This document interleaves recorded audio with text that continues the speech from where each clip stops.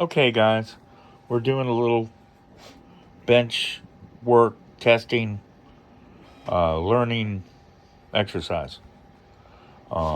Basically, this is a Toyota Sequoia Immobilizer box. You can pull them out and program in keys, delete keys, whatever, what have you. This is one way to get keys added, not using OBD too. So anyways, here we go. I'm going to generate a chip. Okay, we need a 4C chip for this vehicle. You can look up operation guide stuff.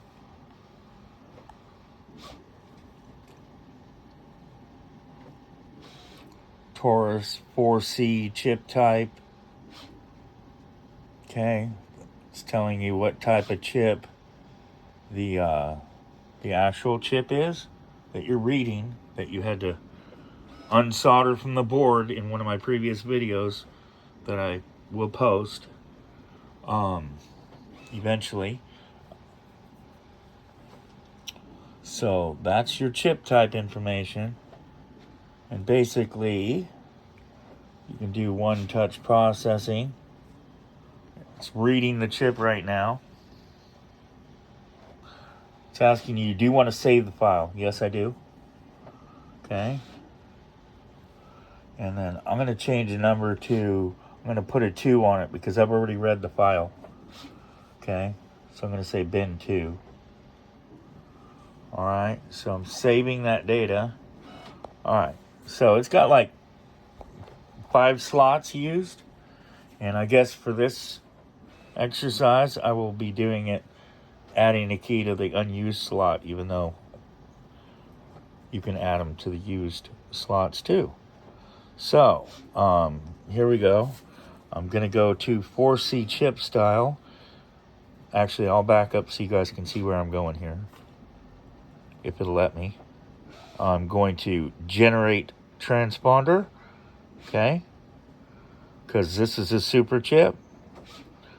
So we're going to generate a 4C new chip. Okay, here's a chip. It's an X-Horse super chip. I'm going to generating a 4C.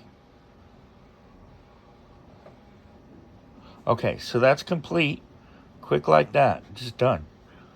All right, so we're done generating. We're going to put this into the XP400, I think it's called. Yeah, XP400 Pro.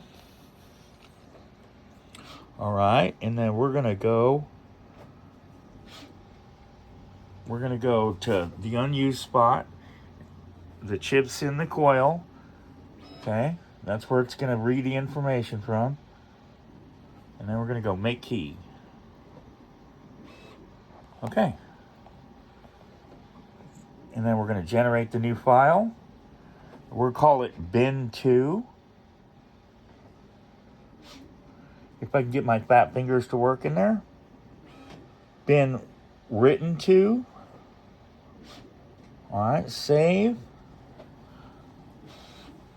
And it's writing it back to the chip right now. And then we're good to go. And that key will be able to start the vehicle without any programming. I believe. I'm pretty sure. That's the way it works on Toyotas. All right, well, that's concludes my video about how to set up and add a key on one of these ECU's immobilizer boxes for a Toyota. All right, well, hey, thank you. If you watched all the way to the end, bless you. If you didn't watch all the way in, bless you anyways. Yeah, thank you all for watching, and if you like it, and you want to hang around, then subscribe, because there'll be more stuff. I'm just getting into the groove, and I'm learning this stuff as I go, and I will get information to you as correctly as possible. I may not always be right, But, you know, this is like the learning channel. We're learning. So, y'all be blessed. Thank you.